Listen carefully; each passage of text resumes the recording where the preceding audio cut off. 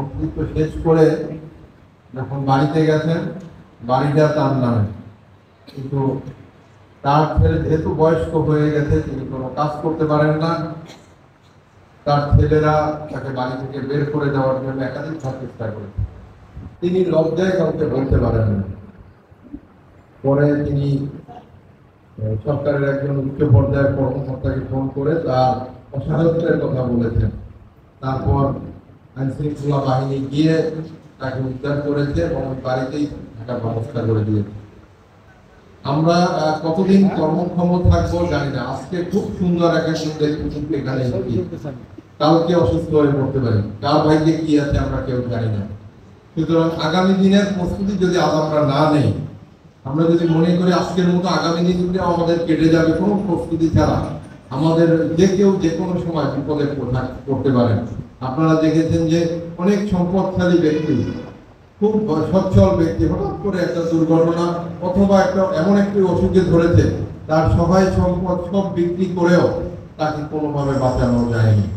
সুতরাং এরকম দৃষ্টান্ত কিন্তু আমাদের সমাজে বিরল নয়। আমরা যদি আগে থেকে আমাদের এই দুঃসময়ের কথা চিন্তা করে আমরা একটু প্রস্তুতি নিই, তাহলে আমরা এই দুঃসময়টা খুব ভালোভাবে মোকাবেলা করতে পারি।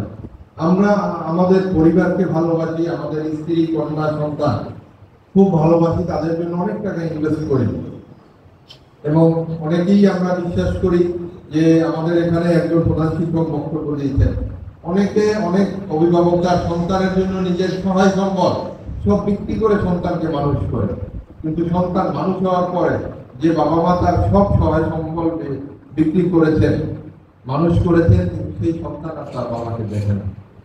সন্তান সন্তানের মতো চলে, নিজের মতো করে এস্টাবলিশ হয়ে যায়, কিন্তু ওই যে বাবা মা তার সব সম্পদ বিক্রি করে তার ছেলে মেয়েকে যে মানুষ করেছে, সেই বাবা মাকে আর দেখে না। এরকম অসংখ্য ঘটনা আমাদের এই সমাজে অহরহ ঘটছে। সুতরাং আমরা নিজের কথা যেমন চিন্তা করা উচিত, তেমনি পরিবারের কথা চিন্তা করা উচিত। আমাদের যে স্ত্রী, অনেকেই আমরা যারা চাকরি করি, স্ত্রী কোনো চাকরি করেন না, আমরা তাদের কথাও চিন্তা করি না। আমরা আমাদের মতো চলে যাই। আমরা যদি এই যে পেনশন স্কিম, আমাদের মাননীয় প্রধানমন্ত্রী যে সুযোগটি করে দিয়েছেন আমাদের ভালোবাসার মানুষগুলোর জন্য, আমরা যদি একটি স্কিম খুলে রাখি এবং আমি যদি কোনো দুর্ঘটনায় পড়ি, আমার প্রিয়জন যাতে বিপদগ্রস্ত না হয়, তারা যাতে ভালোভাবে থাকতে পারে, তাদের যাতে কোনো এই সমাজে সম্মানহানি না ঘটে, সেই কথা চিন্তা করে মাননীয় প্রধানমন্ত্রী যে সার্বজনীন একটি পেনশন স্কিম চালু করেছেন, বাংলাদেশ স্বাধীন হওয়ার পর সবার জন্য এরকম একটি সার্বজনীন সুযোগ সুবিধা এবং কল্যাণকর কোনো স্কিম আজ পর্যন্ত আসেনি। দেখেছেন স্বাস্থ্য বীমা, দেখেছেন গাড়ির বীমা, অনেক ধরনের বীমা আছে, কিন্তু আমাদের সার্বজনীন পেনশন স্কিম যে সুযোগ সুবিধাগুলো নিয়ে এসেছে, এরকম সুযোগ সুবিধা নিয়ে বাংলাদেশে আর কোনো স্কিম আর একটিও আসেনি। সুতরাং এবং সরকারের ব্যাংকের মাধ্যমে যেহেতু সকল সুযোগ সুবিধা নিশ্চিত করা হবে, এখানে প্রত্যেকটি টাকা এবং পয়সা নিরাপত্তা নিশ্চিত করা হয়েছে। সুতরাং আপনি নিশ্চিন্তে নির্ভাবনায় এই স্কিমে যুক্ত হয়ে যান এবং এই স্কিমে যুক্ত হয়ে আপনার প্রিয়জনকে অথবা আপনার পরিবার এবং আপনি নিজেকে আগামীর জন্য নিরাপদ একটি ভবিষ্যৎ রচনা করেন। আজকের এই পেনশন স্কিমের আপনাদের যদি কোনো বিষয় অস্পষ্টতা থাকে, আমাদের সোনালী ব্যাংক আছে, তারা এইটার ফোকাল পয়েন্ট, তারা এখানে অ্যাকাউন্ট খোলা এবং স্কিম সম্পর্কে ধারণা দেয়। প্রত্যেকটি সোনালী ব্যাংকে এখানে সার্বজনীন পেনশন স্কিমের একটি করে ওয়ান স্টপ সার্ভিস এবং বুথ খোলা হয়েছে। একই সাথে আমাদের ইউনো অফিসে এবং জেলা প্রশাসকের কার্যালয় একটি করে বুথ খোলা হবে এবং এখানে আপনাদের যে কোনো ধরনের সমস্যা সমাধান করা হবে বা যে কোনো জিজ্ঞাসার জবাব দেওয়া হবে। আমরা চিন্তা করছি আরো একটি বিষয়, পেনশন স্কিম নিয়ে যারা ভাবছেন অথবা যারা করতে চান, সংযুক্ত হতে চান, আমরা কিছু স্বেচ্ছাসেবী নিয়োগ দিব। তারা আপনার বাড়িতে গিয়ে আপনাকে পেনশন স্কিমটা সুন্দর করে বর্ণনা করে আপনার অ্যাকাউন্ট খোলা সহ সব বিষয়ে আপনাকে সহযোগিতা করবে। আপনার এই দুপুরের রোদে কষ্ট করে আসতে হবে না, আপনি বাড়ি থেকে একটি নাম্বার দিয়ে দিব, সেই নাম্বারে যদি ফোন করে আপনাকে সুন্দর করে বুঝিয়ে আপনার ব্যাংকের অ্যাকাউন্ট খোলার ফর্ম সুন্দর করে ফিল আপ করে তারপর যে সকল কাগজপত্র লাগে একটি করে লিস্ট আপনাকে দিয়ে আসবে। আপনি এগুলো যদি সব সংগ্রহ করে ওই স্বেচ্ছাসেবীর হাতে দেন, আপনার সুন্দর করে অ্যাকাউন্ট করে দিয়ে আসবে। এবং ব্যাংকে টাকা জমা দেওয়ার জন্য আপনার ব্যাংকেও আসতে হবে না, আপনি বিকাশ আছে এর মাধ্যমে আপনি ব্যাংকে টাকা জমা দিতে পারবেন। ব্যাংকে আসতে চাইলেও কোনো অসুবিধা নাই। আমাদের ব্যাংকে আপনাদের জন্য যারা সার্বজনীন পেনশন স্কিম চালু করবেন তাদের জন্য বিশেষ সুবিধা, একটি সার্ভিস সেন্টার বা বুথ খোলা হবে। আপনি আসলে আপনাকে যাতে বসে না থাকতে হয়, লাইনে দাঁড়াতে না হয়, সেজন্য অন স্টপ সার্ভিসের মতো সার্বজনীন পেনশন স্কিমে আপনি সব সেবা এক জায়গা থেকে পাবেন। সুতরাং আমি আপনাদের অনুরোধ করি, এখানে যারা আছে আমাদের বীর মুক্তিযোদ্ধারা চিন্তা করতে পারেন যে আমাদের তো বয়স হয়ে গেছে, আমরা এটা শুনে কি করব। আপনি বীর মুক্তিযোদ্ধা, যেভাবে বাংলাদেশটাকে স্বাধীন করেছেন, আপনার কথা এবং আপনার উপস্থিতি অনেক গুরুত্ব বহন করে। আমরা আপনার আত্মীয় স্বজন, পাড়া প্রতিবেশী যারা আছে তাদেরকে দয়া করে অনুরোধ করবেন যে তার নিজের জন্য যাতে এবং তার পরিবারের জন্য চিন্তা করে ভবিষ্যতে যাতে একটি স্কিম এখানে ওপেন করে। এবং এরকম সবার জন্য স্কিম এর আগে কখনো কেউ সুবিধা নিয়ে আসেনি। আপনি যদি রিক্সাওয়ালা হন, ভ্যানওয়ালা, বাসের ড্রাইভার, আপনি বেসরকারি চাকরিজীবী, আপনি যেই হন, সমাজের যে পর্যায়ের লোকই হন, আপনার জন্য একটা স্কিম আছে। এবং এখানে দারিদ্র সীমার নিচে যারা আছে, যদি 1000 টাকার একটি স্কিম আপনি ওপেন করেন, চেয়ারম্যান আছেন, মেম্বার আছেন, সবাই যাতে নিজে অথবা তার পরিবারের যে কোনো একজন সদস্যের জন্য একটি পেনশন স্কিম চালু করেন। আমরা আশা করছি এই ফরিদপুরে ভাঙ্গায় সর্বোচ্চ সংখ্যক মানুষ এই পেনশন স্কিমে অন্তর্ভুক্ত হবে। মাননীয় প্রধানমন্ত্রী পদ্মা সেতু করে দিয়েছেন। ভাঙ্গা তার সবচেয়ে প্রথম সব সুবিধাভোগী একটি উপজেলা, এবং এই ভাঙ্গা আগে সারা বাংলাদেশের মানুষ ভাঙ্গার নাম জানতো না, এখন প্রত্যেকটি মানুষ এই ভাঙ্গার নাম জানে।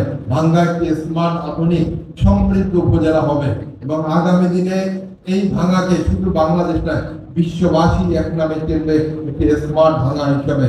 আমরা সেইভাবে পরিকল্পনা করছি আগামী দিনে শিল্প সমৃদ্ধ ভাঙ্গার জন্য করার জন্য। এখানে অনেক শিল্প প্রতিষ্ঠান এখানে জায়গা নিচ্ছে এবং খুব তাড়াতাড়ি আপনারা দেখবেন যে এখানে দৃশ্যমান উন্নয়ন শুরু হয়েছে। ভাঙ্গা শুধু এই ফরিদপুরের নয়, বাংলাদেশের মধ্যে একটি সমৃদ্ধশালী উপজেলায় পরিণত হবে। আমরা আশা করছি আপনারা সবাই এই উদ্যোগে সহযোগিতা করবেন এবং আগামী দিনে আমরা আপনাদের সবাইকে সাথে নিয়ে ভাঙ্গা উপজেলাকে বাংলাদেশের একটি মডেল উপজেলায় পরিণত করব। আমরা যেহেতু আজকে সার্বজনীন পেনশন স্কিম নিয়ে কথা বলতে এসেছি, আমরা অন্য কোনো বিষয় আর মনোযোগ দিতে চাই না। ভাঙ্গায় অনেকগুলো সমস্যা আছে, সবচেয়ে বেশি সমস্যা হলো অন্যের সম্পদ দখল করা। আমরা ভাঙ্গা থেকে যে অভিযোগগুলো পাই সে অভিযোগের অধিকাংশ হলো সম্পত্তি দখল, গরিবের সম্পত্তি দখল, বিধবার সম্পত্তি দখল, আমাদের এতিমের সম্পত্তি দখল, যার রাজনৈতিক প্রভাব আছে অথবা অন্য যে কোনো ভাবে তার সম্পদের জোর আছে, তিনি আমাদের গরিব পাশের যে মানুষটি আছে তার সম্পত্তি দখল করার একটি প্রবণতা আছে। শুধু ভাঙা নয়, সারা ফরিদপুরে এই প্রবণতা আছে। আমরা সবাইকে অনুরোধ জানাই, আপনার যতটুকু সম্পদ আছে আপনি সেটুকু নিয়ে সন্তুষ্ট থাকেন। অন্যের সম্পদের দিকে দয়া করে লোভ দিবেন না, তাকাবেন না। আপনি যদি অন্যের সম্পদ দখল করেন তাহলে আপনার শেষ বিচারের দিনে, আজকে হয়তো আপনি পার পেয়ে যাওয়ার চিন্তা করতে পারেন, শেষ বিচারের দিনে আপনি এই সম্পদের হিসাব না দিয়ে কোনোভাবে আপনি পার পাবেন না। এখন একটি ভূমি অপরাধ আইন হয়েছে। আপনার যদি জায়গা জমির দলিল ঠিক থাকে, অন্যজন যদি 100 বছর আপনার জমি দখল করে থাকে, সেই জমি আর সে মালিকানা পাবে না। জমি দলিল যার জমিদার। এবং ভূমি অপরাধ আইনে যদি অন্যের জমি জোর করে দখল করেন 7 বছরের কারাদণ্ড বিধান করা হয়েছে। সুতরাং আমরা অনুরোধ করি, যারা অন্যের জমি দখল করে আছেন দয়া করে সেই জমিটুকু ছেড়ে দেন। আপনার এই জমি আপনাকে রক্ষা করতে পারবেন না।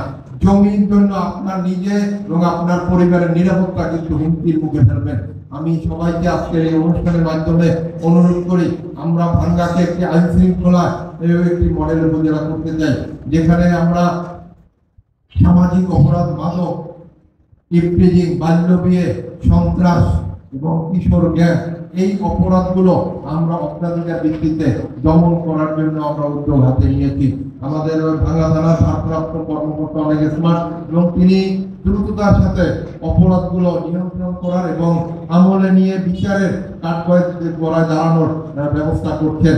আমরা আশা করছি যে যারা অপরাধের সাথে সম্পৃক্ত, বিশেষ করে জনপ্রতিনিধি যারা আছেন তাদেরকে অনুরোধ করবো, যারা অপরাধের সাথে সম্পৃক্ত তাদেরকে নিবৃত্ত করুন এবং তাদেরকে একটি মেসেজ দিয়ে দেন যে অপরাধ করে কেউ পার পাবেন না। সে যত সম্পদশালী হন আর যে রাজনৈতিক প্রভাবে হন, যারই আত্মীয় স্বজন হন, যদি অপরাধ করেন আইনের আওতায় আনতেই হবে এবং আপনার বিচার আমরা নিশ্চিত করব।